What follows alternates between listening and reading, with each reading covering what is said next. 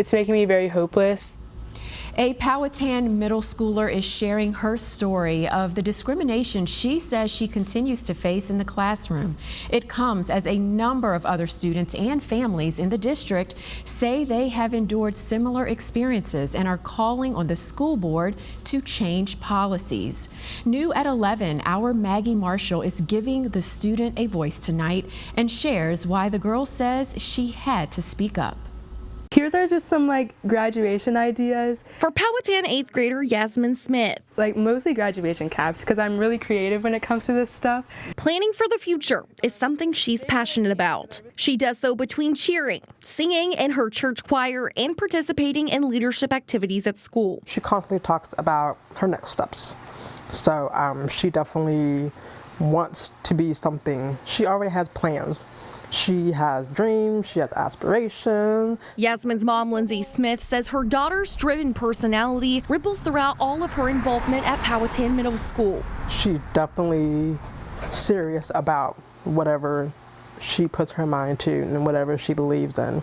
She's constantly thinking about somebody else and constantly helping somebody else. But things changed over the last year. Lindsay says her daughter came to her to express that something happening in school was making it more challenging for her to pursue her passions. It's just made me very, very uncomfortable. She says this discomfort comes from students at school talking about the color of her skin. She claims students will often make comments calling her the N-word, as well as other derogatory terms and racial slurs. It feels very draining because I always have to deal with this stuff, and I feel like it's not being stopped. It's just really, really heart-wrenching to know that my daughter is experiencing some of the same things that her grandparents did. Yasmin is not alone in speaking out about these alleged types of discriminatory situations happening in the district. A number of other students and families have brought their concerns before the school board in the last month after learning this type of behavior appeared to them to be a pattern. The children should not be bonding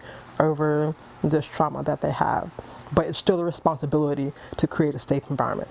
At the March Powhatan School Board meeting, Powhatan School Board members individually made their first public comments on the alleged concerns, condemning the alleged incidents, calling for discipline reform, and asking for parents to do more to educate their children. But no plan was outlined or action steps were taken. The lack of concrete plans for change is what remains concerning for the Smiths. Our children are still suffering. For a whole month, they're still suffering. It's making me very hopeless, and just to know that I still have to attend school each day and still have to go through this with no one behind the scenes working at all.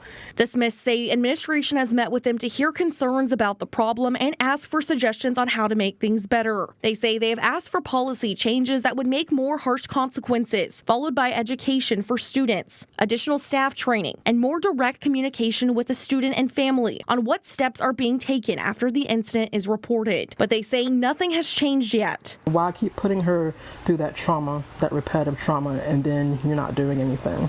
I still feel unsafe or that I belong in school, and for them to hear that and still not do anything about it makes me feel very unheard and very uncared about.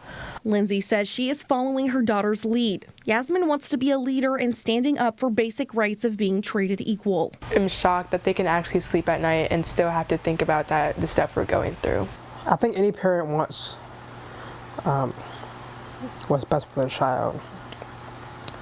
I want her to learn how to speak up for herself and what she believes in.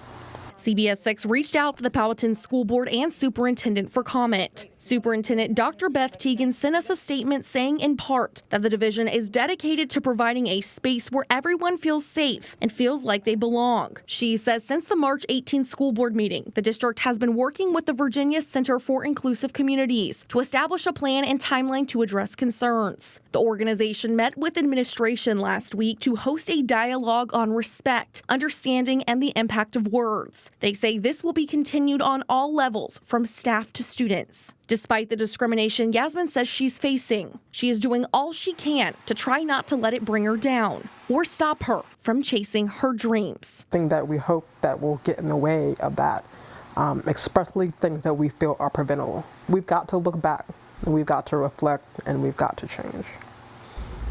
The Powhatan School Board will be meeting again Tuesday at 6 p.m. at the Pocahontas Landmark Center. And while there is nothing specifically on the agenda to address these concerns, the NAACP is calling on community members and families to attend and voice concerns. They want them to show up and show support for students. In the studio, Maggie Marshall, CBS 6 News.